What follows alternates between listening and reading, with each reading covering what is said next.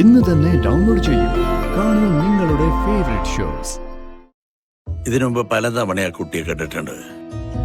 പക്ഷെ ബിസിനസ്സുകാരിയായ സിത്താര ശ്രീനിവാസന്റെ നേരെ പകർപ്പ് എന്നല്ലാതെ മറ്റൊന്നും തോന്നിയിട്ടുണ്ടായിരുന്നില്ല.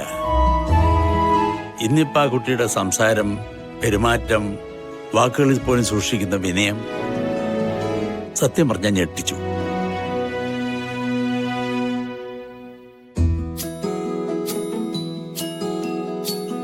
ഐശ്വര്യവും സൗന്ദര്യവും ഒരുപാടങ്ങ് കൂടിയതുപോലെ. പണ്ടൊക്കെ അടുത്തു വരികയും സംസാരിക്കുകയൊക്കെ ചെയ്തിട്ടുണ്ട്.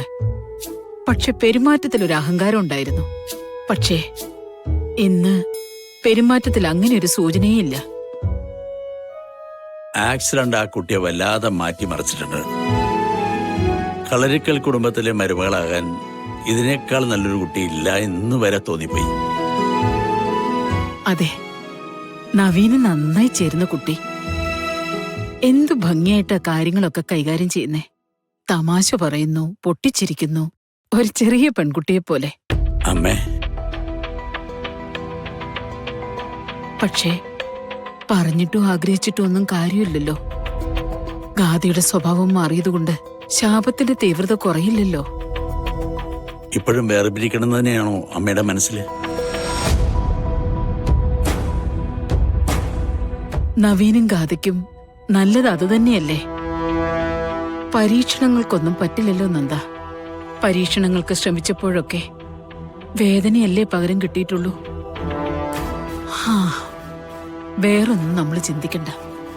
നമ്മൾ തീരുമാനിച്ച പോലെ തന്നെ കാര്യങ്ങൾ നടക്കട്ടെ. മുമ്പ് ആ തീരുമാനത്തിന് ശ്രമിക്കുമ്പോ അവര് തമ്മിൽ പിരിയുന്നതിന് വലിയ വേദനയില്ലായിരുന്നു.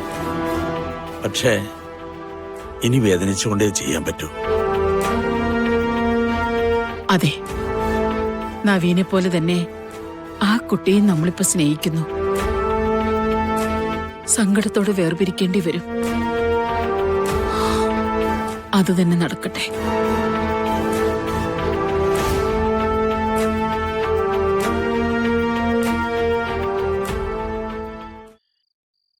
കാര്യം ശരി തന്നെയാ.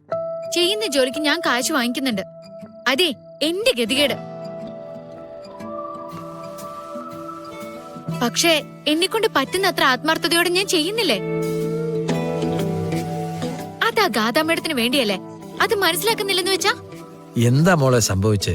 ആഹാ, അയ്യോ എന്റെ ഗോപാലമ്മ, എന്നെക്കൊണ്ട് ഈ പണി ഇനി മുന്നോട്ട് കൊണ്ടുപോകാൻ പറ്റില്ല.